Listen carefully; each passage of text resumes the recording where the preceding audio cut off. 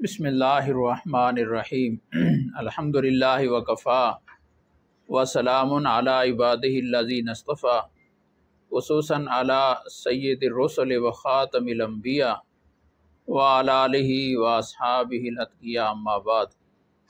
मकतूब number 61। ये मकतूब भी सियादत मआब सैयद महमूद की तरफ सादर हुआ। शेख कामिल और मुकम्मल की सोहबत की तरगीब और नाकिस शेख की सोहबत से बचने और उसके मुनासिब बयान में हक़ सुब्हानहु व तआला अपने हबीब सैयदुल बशर अलैहि व अला आलिहि अस्सलावातु व तस्लीमातु की तुफ़ैल जो कि कज्जिए चशम से पाक हैं, अपनी तलब में ज़्यादती मरहमत फरमाकर हर उस चीज़ से बचाए जो मतलूब तक पहुँचने की माने है। दो दुआएं दी हैं। एक ये कि हर बंदा किसी न किसी दर्जे में अल्लाह ताला का तालिब है, अल्लाह ताला की रज़ा का तालिब, हर आले ईमान। तो अल्लाह ताला इस तलब में और तरक्की अता फरमाए कि हमारे अंदर ये तलब और कवी हो, और ये बहुत कीमती सरमाया है। और दूसरा कि फिर उस तलब के बाद जो पहुँचाने के ज़राए हैं वहाँ तक वो मुयस्सर हो जाएं, और जो रुकावटें हैं वो दूर हो जाएं। ये आपका इनायतनामा शर्फ़ सदूर लाया, चूँकि तलब और शौक़ की खबर और दर्द और तिश्नगी का पता देने वाला था, नज़र में बहुत ही पसंद आया है। क्योंकि तलब मतलूब के हासिल होने की बिशारत देती है, यानी जिसके अंदर तलब पैदा हो गई इंशाअल्लाह मतलूब उसको मिल जाएगा। और दर्द मकसूद तक पहुँचने की तमहीद है, दर्द शुरू हो गया तो इंशाअल्लाह पहुँच जाएंगे वहाँ तक। एक बुज़ुर्ग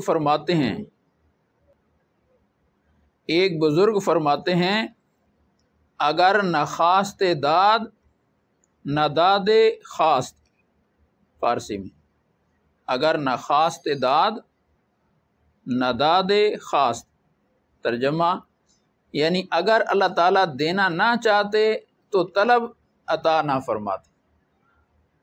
जिस चीज़ को अल्लाह ताला देना चाहते हैं ना, पहले उसकी तलब पैदा कर देते हैं, दिल में उसका शौक़ डाल देते हैं, और फिर बंदा उसके पीछे लग जाता है, फिर पा लेता है उसको। और जिसको देना नहीं चाहते उसको उसके तलब ही ख़त्म हो जाती है, और ये बड़ी मारूमे की बात है कि उसके अंदर से उसकी तलब ही ख़त्म हो जाए। बस ये तलब और दर्द इस बात की दलील है कि अल्लाह ताला आपको देना चाहता है। एक दिन एक साथी कहने लगा कि बहुत अंदर से बेचैनी है हाज़री की हाजी उम्रे के लिए। तो मैंने उनसे अर्ज़ किया कि ये बेचैनी हर किसी के दिल में नहीं आती, ये उसी के दिल में पैदा होती है जिसको अल्लाह ताला ले जाना चाह रहे होते। तो इसका माना है कि आप बहुत जल्दी जाएंगे। तो तलब जो है ये अल्लाह ताला हर किसी के अंदर पैदा नहीं करते, जिसके अंदर पैदा हो गई उसको मुबारक है। इसका माना है कि अल्लाह पाक उसको कुछ नवाजना चाहते हैं। बस तलब बेदौलत हासिल होने को बहुत बड़ी नेमत जानकर हर उस चीज़ से बचना चाहिए जो उसके मुखालिफ हो।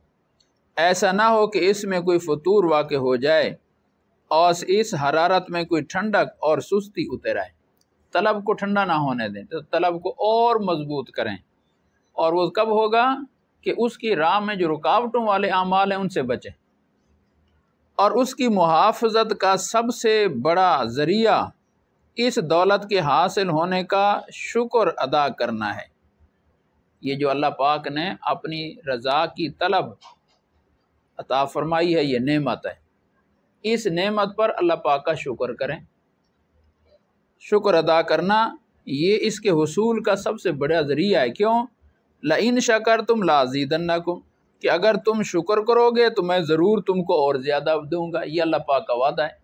تو اس لیے اس نعمت پر کہ یا اللہ تو نے مجھے اپنا طالب بنایا، تیرا شکر ہے، تیرا شکر ہے۔ اس پر جتنا شکر کرتے جائیں گے طلب اور بڑھتی جائے گی، نعمت اور بڑھتی جائے گی۔ یہ پہلا ذریعہ یہ۔ اور دوسرا ذریعہ حضرت قدس جلا سلطانہ کی جناب میں عاجزی اور زاری کرنا ہے۔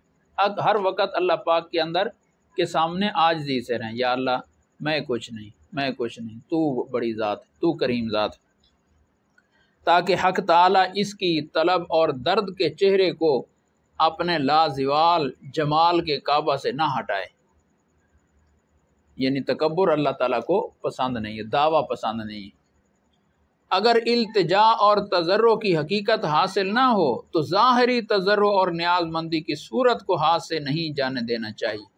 یہ حکم ہے کہ پہلے تو حقیقت میں روو، جب اللہ پاک سے مانگو تو رو رو کر دعائیں مانگو۔ رونا نہیں آتا سچ مچ، کم از کم رونے کی شکل ہی بنا لو۔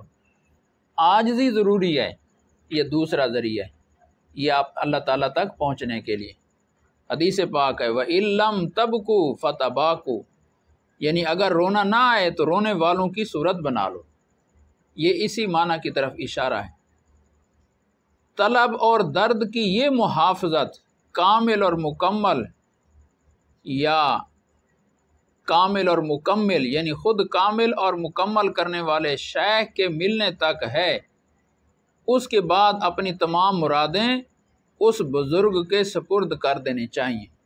جب ایسا شیخ میسر ہو جائے پھر اپنے آپ کو ان کے حوالے کر دیں، اور اس کی خدمت میں مردہ بدست غسال، جیسے میت غسل والوں کے ہاتھ میں ہے تو وہ جدھر اس کو الٹیں پلٹیں وہ تیار ہے، وہ انکار نہیں کرتا، تو مرید کو پھر اپنے شیخ کے سامنے ایسا بن جانا چاہیے، ہونا چاہیے۔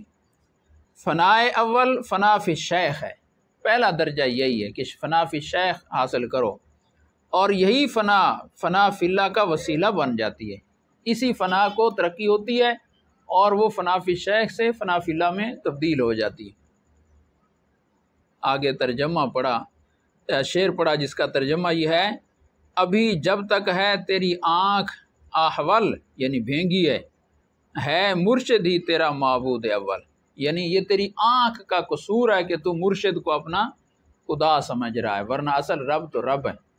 تو مرشد اللہ تعالیٰ تک پہنچانے والا ہے، رب نہیں ہے، خدا نہیں ہے۔ یہ تیری آنکھ کی خامی ہے، کمزوری ہے، اس کا نقص ہے۔ جیسے بھینگا آدمی ہو، اس کو ایک چیز دو نظر آتی ہیں تو اس کی آنکھ کا قصور ہوتا ہے، چیز کا قصور نہیں ہے۔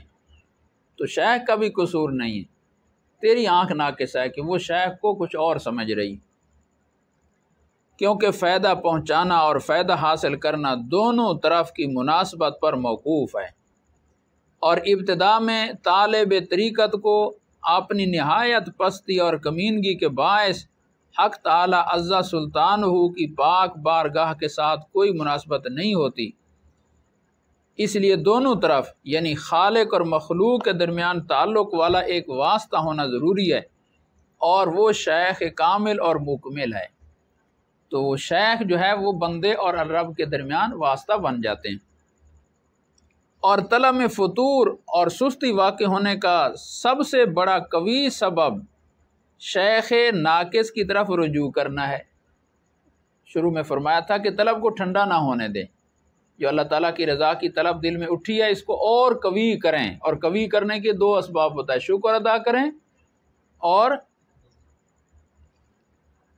دوسرا عاجزی اللہ پاک کی طرف، تضرع، التجا کہ یا اللہ اور یہ نعمت بڑھا۔ تو اس کو ٹھنڈا کرنے والا سب سے بڑا سبب ناقص شے کی صحبت ہے۔ جس نے ابھی اپنا جذبہ اور سلوک کا کام پورا نہیں کیا اور شیخی اور پیری کی مسند پر بیٹھ گیا ہے، اس کی صحبت طالب کے لیے زہر قاتل ہے، اور اس کی طرف رجوع کرنا مہلک مرض ہے۔ اس قسم کے شیخ کی صحبت طالب کی بلند استعداد کو پستی میں لے آتی ہے اور بلندی سے پستی کی غار میں گرا دیتی ہے، کیونکہ اس کی اپنی طلب اتنی بلند نہیں ہے، اس کی اپنی سوچ اتنی بلند نہیں ہے، اور وہ دنیا کا طالب ہے، وہ آخرت کا طالب نہیں ہے، اللہ تعالیٰ کی رضا کا طالب نہیں ہے۔ تو اس کی مجلس میں تذکرے احوال، گفتگو، اس کی مجلس میں سوچ فکر وہ بھی اسی چیز کی ہوگی، تو اس کو اپنے شیخ سے محبت ہے تو پھر اس کی صحبت میں بیٹھ کر وہ بھی انہی چیزوں کا طالب بن جائے گا، اور جو اصل طلب تھی وہ اس کی بھی ٹھنڈی ہو جائے گی۔ مثلا جو مریض ناقص طبیب سے علاج کرائے وہ اپنی بیماری کے زیادہ کرنے میں کوشش کر رہا ہے اور اپنے مرض کے زائل کرنے کی قابلیت کو ضائع کر دیتا ہے۔ اگرچہ ابتدا میں وہ دوائی مرض میں کچھ تخفیف کر دے گی، لیکن حقیقت میں وہ عین مضر ہے۔ شروع میں کچھ محسوس ہوگا کہ یہ دوائی مجھے فائدہ دے رہی ہے، لیکن حقیقت میں نقصان ہے۔ یہ مریض اگر بالفرض کسی تجربہ کار طبیب کے پاس جائے تو وہ طبیب پہلے تو اس دوا کی تاثیر کو زائل کرنے کی فکر کرے گا جو ناقص مریض نے کی ہے، پہلے تو اس کے اثرات بد جو ہیں وہ زائل کرے گا، اور مسہلات کے ساتھ اس کا علاج کرے گا، پیچس وغیرہ اس کو لگوائے گا تاکہ اس دوائی کے جو اثرات ہیں وہ نکل جائیں۔